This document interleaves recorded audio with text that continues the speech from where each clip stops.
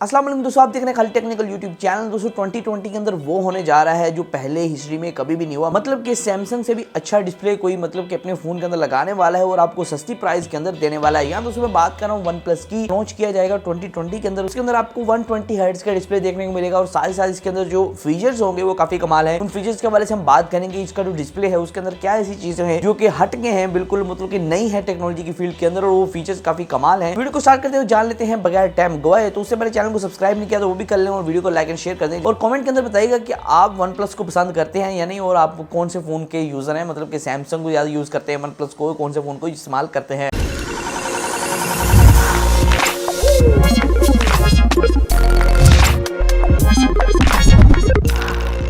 दोस्तों बेसिकली होने ये वाला है जो OnePlus 8 लॉन्च होगा 2020 के अंदर, मतलब कि 2020 के अंदर। उसके अंदर आपको 2K डिस्प्ले देखने को मिलेगा। साथ ही साथ ये 120 हर्ट्ज को सपोर्ट करता होगा, मतलब कि 120 हर्ट्ज को ये डिस्प्ले सपोर्ट करता होगा। और साथ ही साथ दोस्तों मैं आपको बताता चलूं, इसके अंदर एक नया फीचर इंट्रोड्यूस करवाया गया है जिसका नाम है MEMC, जो कि एक नई टेक्नोलॉजी है। और ये जो चिप है ये वर्क ये करती है कि आपकी कोई वीडियो है, मतलब कि जो मेरी वीडियो इस टाइम 24 फ्रेम पर सेकंड पे है, अगर आप ये वीडियो अपने मोबाइल फोन के अंदर देख रहे हैं तो आपका जो स्क्रीन है मतलब कि 120 हर्ट्ज है, तो आपकी 120 फ्रेम पर सेकंड की अगर वीडियो होगी तो उस स्क्रीन पे सही से चल पाएगी। तो इस वजह से 24 फ्रेम्स की जो वीडियो है वो आपको 120 हर्ट्ज का मजा नहीं दे पाएगी। इस वजह से ये चिप का काम ये है, एक AI चिप है। तो ये जो चिप है ये 24 फ्रेम्स की वीडियो को ये स्मूथली कन्वर्ट कर देगी 120 फ्रेम्स तक। तो ये फ्रेम्स बढ़ा देगी, तो आपको ऐसा लगेगा देखने में कि बहुत ज्यादा वीडियो स्मूथ हो गई है और आपकी जो 120 हर्ट्ज का डिस्प्ले है उस पे 120 FPS जो वीडियो है वो चल पाएगी। तो ये मेन हाईलाइट है इस डिस्प्ले की। और कहा जा रहा है कि सैमसंग S20 के अंदर, मतलब कि जो